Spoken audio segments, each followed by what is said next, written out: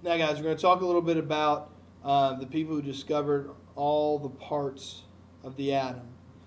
Now, first we're going to start with the discovery of the electron.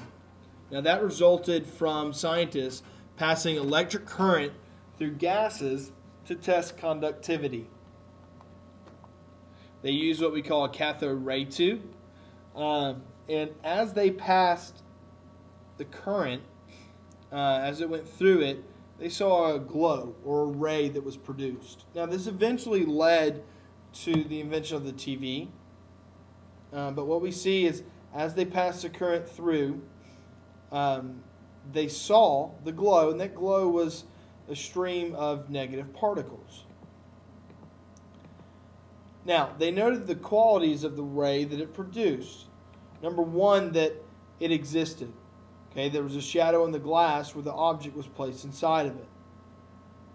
Okay, it had a mass. When the paddle wheel, they put a paddle wheel inside, and it moved from one end to the other. So something had to have been pushing it.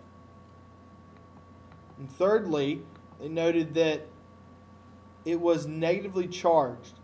The rays behaved the same way around a magnetic field as a conducting wire. Okay? Now, it was definitely negative charge because where it repelled by a negative charged object. So they put like a magnet in there, and it pushed and it repelled by the negative charges. Now, the discovery of the electron was accredited to J.J. Thomson. He led the experiment that proved the cathode rays were composed of negative charged particles. He found the ratio of the charges to mass of this particle, and since the ratio stayed constant for any metal that it contained, it must be the same in all of the metals. Now, he named the particle, that negatively charged particle, an electron. Robert Millikan proved Thomson's work and definitely determined the mass and the charge of the electron. So J.J. Thomson discovered the electron. Millikan was the mass and the charge. Now, since the atoms are neutral, something must balance the negative charges. Okay, if there's negative, there has to be some positives because it's neutral.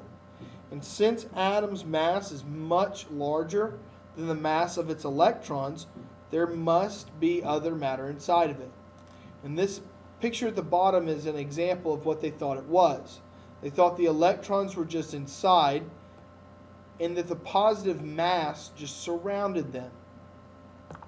Now, it wasn't until Rutherford discovered the nucleus that they realized that there was something else there.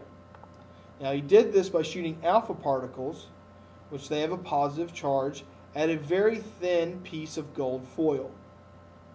Now, he predicted that the particles would go right through the foil at some variations of the angles.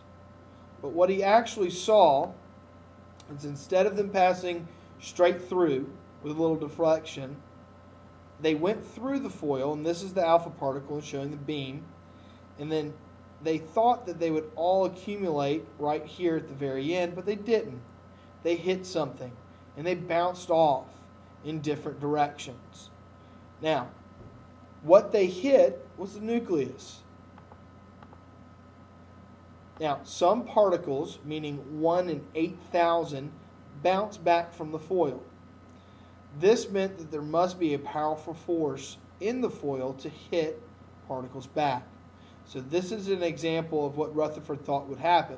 They go straight through, they'd have some bends, but they basically all make it through. This is what actually happened.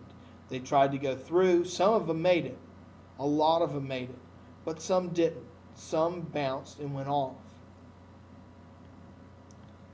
So this led Rutherford to say that number one, whatever those alpha particles were hitting was very dense. Okay? Since it was strong enough to deflect the particles. If it wasn't dense, if they weren't tightly packed together, they would have gone straight through it. And number two, he said that it had to be very small, because only 1 in 8,000 hit that force, that powerful force dead on and bounce back. And lastly, he said that they had to be positively charged, since there was repulsion between force and the alpha particle. So as the particle hit it, it came back, and it came back with force. So this powerful force that we're talking about here and here, that was the nucleus.